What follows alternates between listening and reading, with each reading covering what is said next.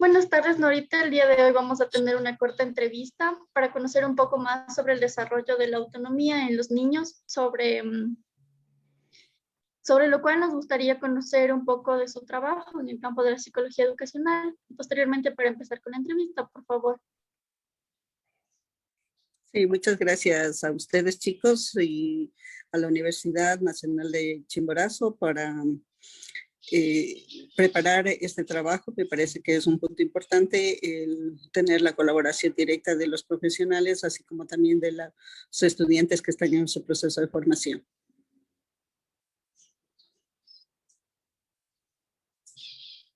Ya. Empecemos entonces con la entrevista. Generalmente, ¿qué actividades se pueden realizar los niños sin ayuda?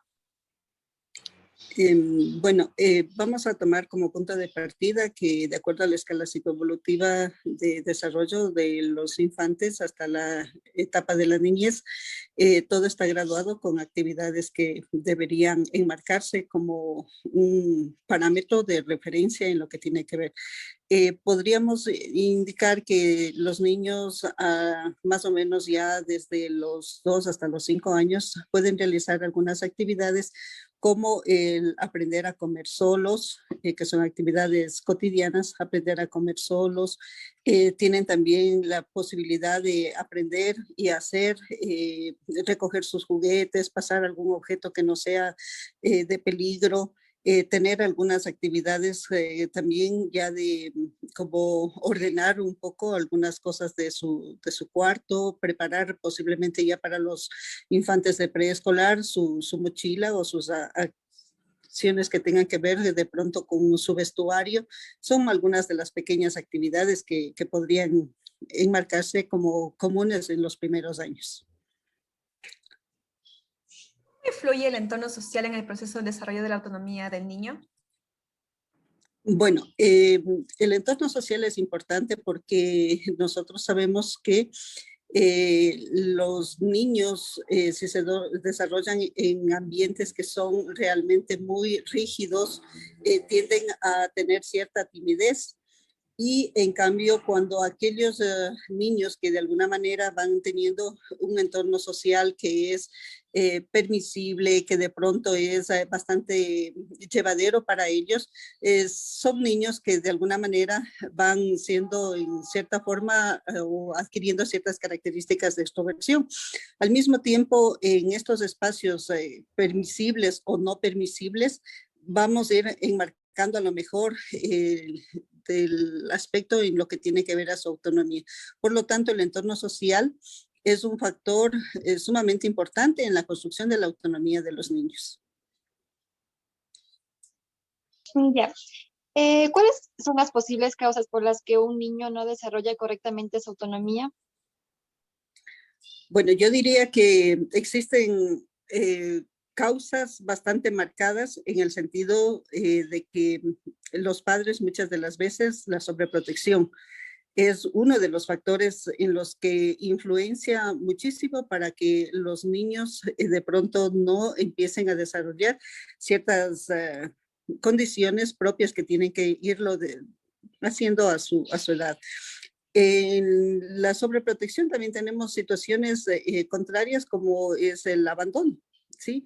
En las que también le van a impedir a que los niños desarrollen o sobredesarrollen, porque hay niños en los que lamentablemente por situaciones de abandono tienen que aprenderse a valer por sí mismos. El instinto de sobrevivencia les lleva a que ellos a veces superen, y hemos observado que muchas de las veces niños pequeñitos aprenden a cocinar. Sí, algo que posiblemente quienes estamos en otros entornos sociales decimos, no, a esa edad, cuidado, coge el cuchillo, prenda el fuego y todo, pero muchas de las ocasiones son circunstancias, ya digo, que pueden ir marcando de alguna manera el desarrollo en lo que tiene que ver a su autonomía. ¿Conoce usted algún caso de violencia infantil? Si es así, ¿puede perjudicar al desarrollo de autonomía del infante? ¿Qué piensa? Ay, es un punto para mí muy neurálgico, chicas, y de discusión bastante amplia. Las situaciones de violencia infantil, específicamente nosotros tenemos que delimitar qué tipo de violencia en este caso, porque muchas de las veces violencia física, psicológica, violencia de pronto hasta sexual que se puede dar en los infantes, obviamente cada una de ellas en sus diversas connotaciones, sobre todo las de impacto sexual, perjudican enormemente en el desarrollo de los infantes y obviamente inclusive de los adolescentes. Inclusive eso va a ser un factor limitante en lo que tiene que ver con la autonomía de los chicos. Sí es importante que determinemos qué tipo de violencia, pero sí puedo indicar que de acuerdo a los casos con los que nosotros hemos trabajado en las instituciones educativas donde me desarrollo, vemos que ha habido un alto índice de circunstancias desfavorables para que los niños desarrollen su autonomía. Realmente los niños muy cohibidos en este aspecto van marcando ciertas situaciones que a ellos les dejan en una situación de desventaja con el resto de niños. Eso es lo que puedo indicar. ¿Cuáles son los primeros síntomas alarmantes que usted ha podido notar o predecir para poder predecir que el niño va a tener dificultades conductuales y emocionales en su desarrollo? Bueno, los primeros síntomas, por así decirlo, alarmantes, como se menciona en la pregunta, podemos decir que hemos notado que los niños cuando ya empiezan a la edad escolar, no empiezan o no dan inicio propiamente al acato de órdenes. Entonces, algunos de los primeros síntomas que nosotros podemos ver en los niños muchas de las veces o cuando ellos quieren algún tipo de objeto o a lo mejor de alguna situación que ellos ameriten en ese momento, vamos viendo que de pronto empiezan a las famosas rabietas que decimos nosotros. Sí, son las primeras sintomatologías de tipo conductual que se empieza a observar en los niños. En lo emocional también vamos a ir viendo alguna sintomatología alarmante como el hecho de el llanto fácil en los niños ante cualquier pedido, vemos que fácilmente están. Y bueno, algunas otras conductas que de pronto empiezan a ser notorias ya cuando estamos sobre todo en procesos de escolarización, así sean de los niveles iniciales. Entonces, esas son situaciones que a uno le ponen en alerta de que algo está pasando. Otra circunstancia también que influye y que tiene bastante notoriedad en esas etapas es el hecho del habla muchas de las veces. Notamos que existe cierta dependencia o falta de autonomía cuando los niños empiezan a hablar con tartamudez o de pronto existen algunas otras situaciones también que se dan en cuanto a la pronunciación de las palabras. Vemos que se dan circunstancias como empiezan a hablar como niños muy chiquitos, como si fueran bebés, con cierto retroceso en su etapa de desarrollo. ¿Cuáles son las consecuencias conductuales, emocionales y los principales trastornos que se desarrollan a posterior por no lograr una autonomía saludable?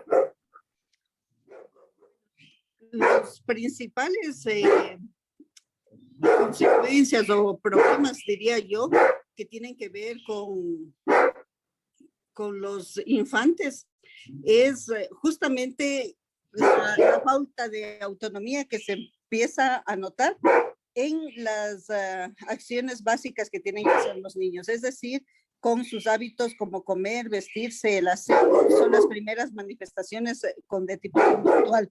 Tenemos otras también, como decía hace un momento, la dificultad para expresarse, para pronunciarse, pronunciar determinados fonemas. Empezamos a ver también algunas consecuencias como en la motricidad de los niños, una falta de un conocimiento en lo que es su esquema corporal, su orientación temporoespacial muchas de las veces, que son propias para el inicio del proceso de lectoescritura. Nosotros llamamos en esta fase lo que se determina como funciones básicas, para lo que es el aprendizaje propiamente dicho.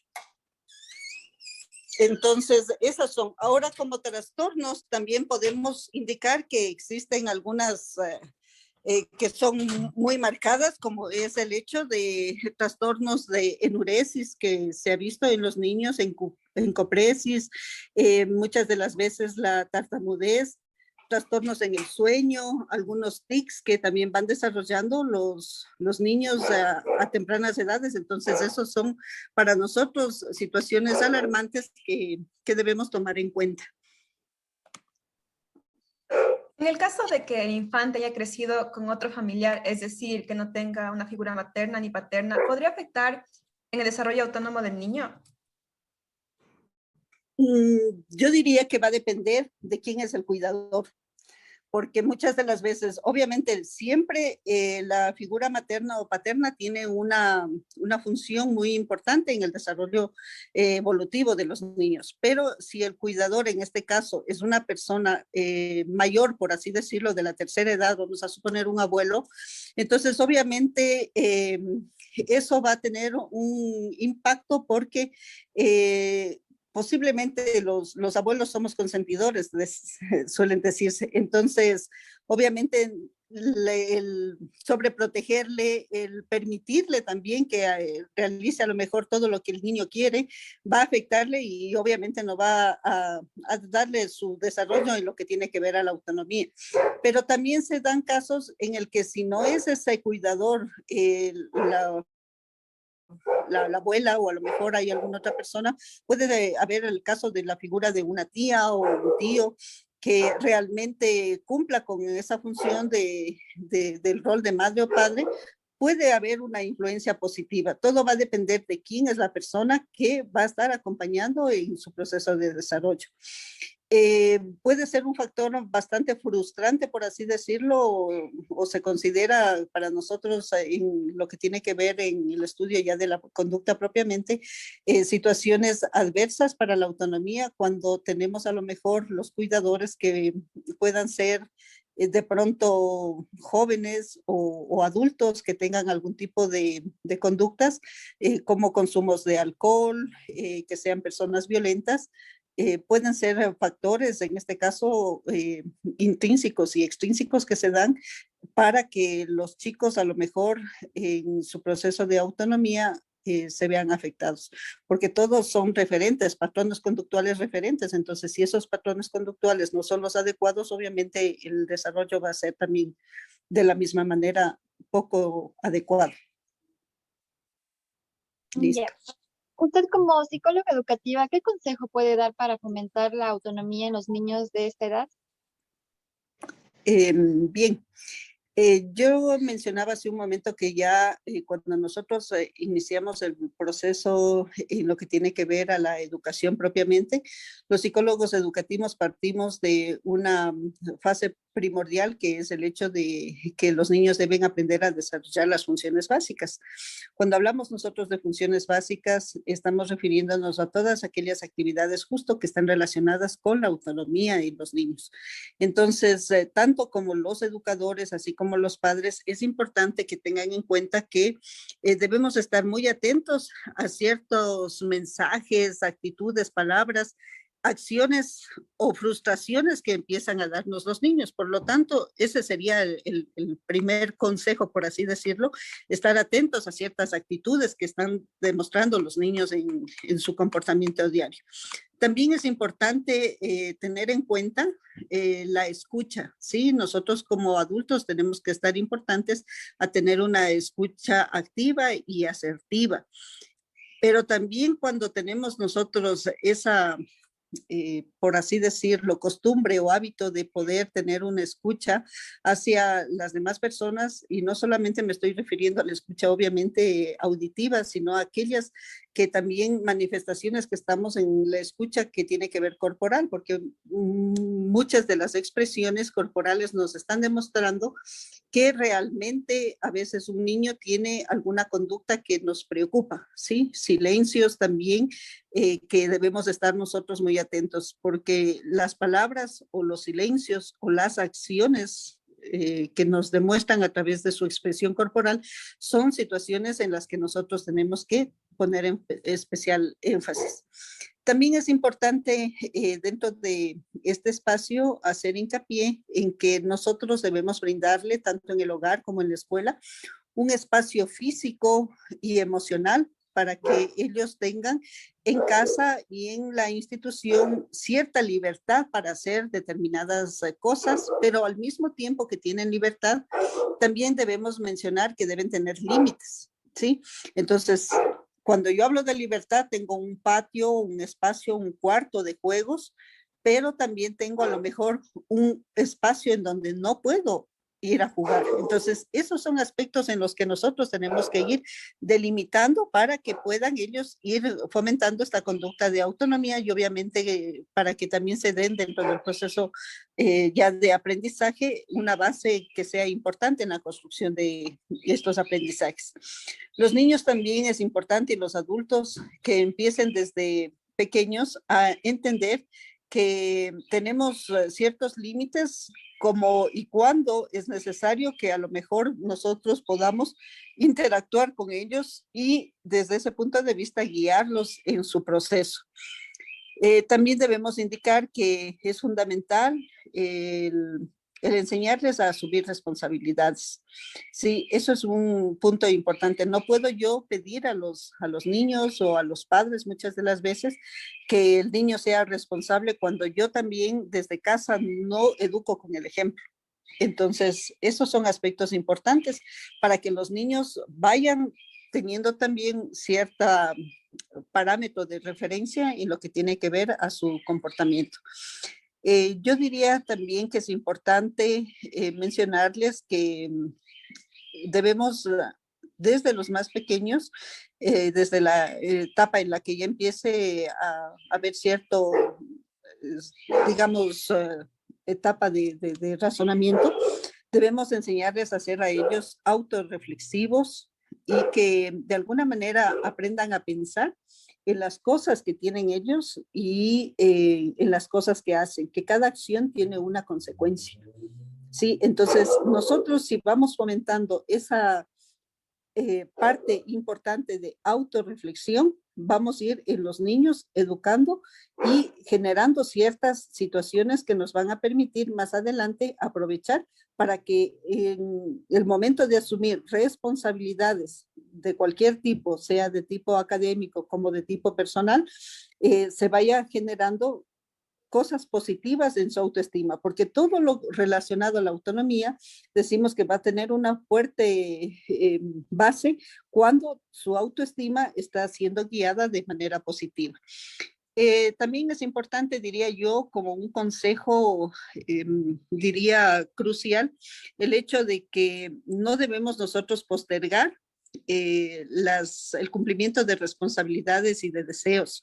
Sí, es importante que nosotros hagamos, o sea, si se dijo hoy hay que hacer limpieza del cuarto, pues hoy es limpieza, no puede ser ya mañana, más luego y todo, porque cuando nosotros no vamos de alguna manera cumpliendo, vamos postergando, no van los niños asumiendo ese grado de responsabilidad en lo que tienen que ver.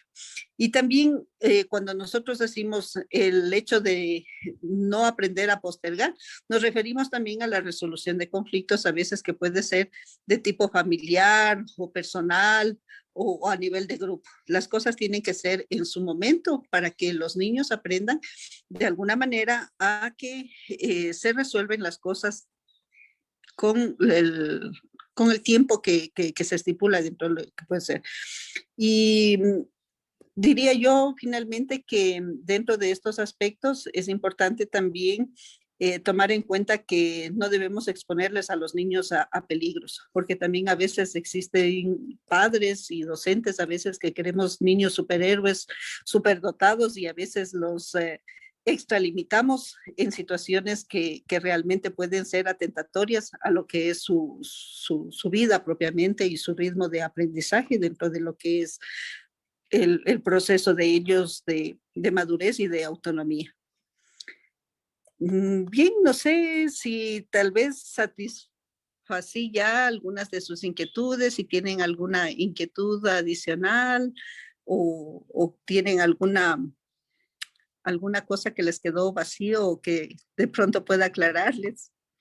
No, muchas gracias, Norita. Le agradecemos bastante por su tiempo, por su entrevista. Ha sido valiosa para nosotros. Y eso es todo en cuanto a lo que podemos decir acerca del desarrollo de la autonomía de los niños de 0 a 5 años. Gracias. Gracias también.